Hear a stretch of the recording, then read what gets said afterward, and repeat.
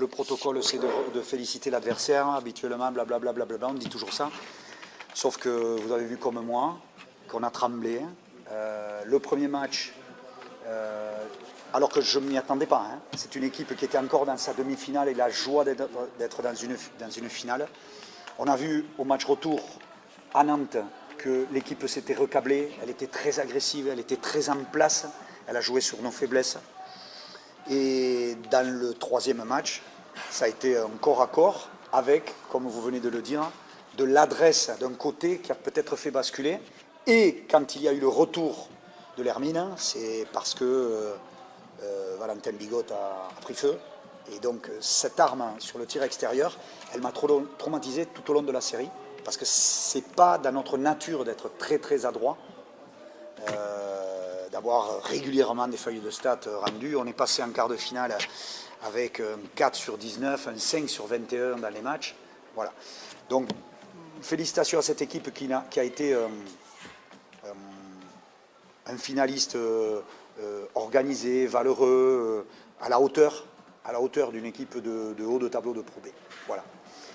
Après, j'ai une pensée, bien sûr, pour, comme l'a fait JB tout à l'heure, c'est mon prédécesseur. Tout simplement parce qu'il ne s'était pas trop trompé sur les hommes. Il avait fait des choix.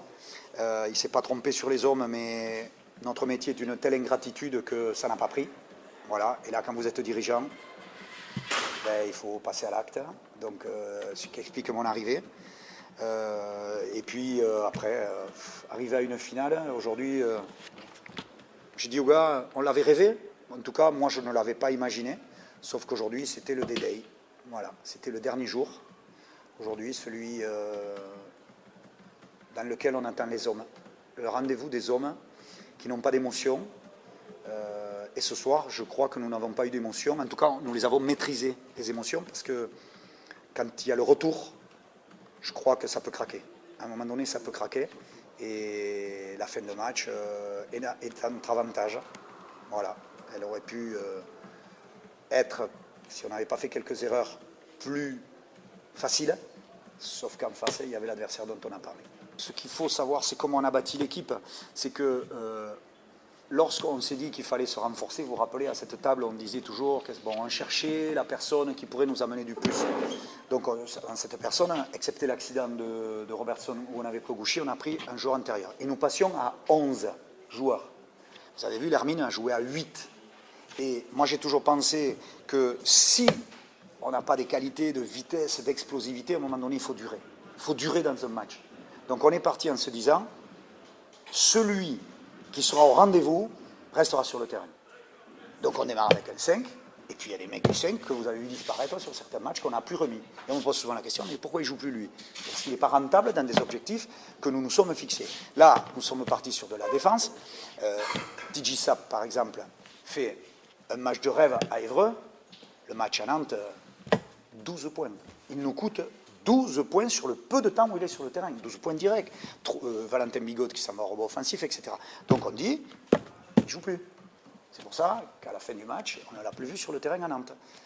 Et du coup, pour en revenir à la question de Stéphane, quand il y a un mec qui rentre, il est bon, il reste. Il reste et il va jouer jusqu'au cadre. Je n'ai pas voulu à la fin lui mettre une pression terrible. Faute sur lui, il doit passer au lancer franc. On a dit on va quand même mettre un trentenaire. C'est pour ça qu'on a remis Aurélien, au cas où une faute soit faite et que le pauvre gamin à 20 ans se retrouve à donner la proie à une équipe ou la précipiter vers l'échec. Arnaud, il a pris toutes ses responsabilités à ce poste qui n'était pas le sien, puisque lui il devait être numéro 2, il se retrouve numéro 1, donc voilà, il s'est approprié, on va dire, il s'est accaparé un petit peu le leadership, le discours. Bon, moi je suis très content pour des joueurs comme ça, vous savez que je les adore. Hein. Rappelez-vous à l'époque à Pau, quand on n'a plus une thune, on fait venir Denave, Driss, Bronchard, Silla, on fait venir des deuxièmes couteaux qu'on appelle. Mais c'est des mecs qui sont morts de faim, quoi. Et c'est chouette que ces gars-là puissent prendre autant de plaisir et avoir ce que vous venez de dire, de la reconnaissance.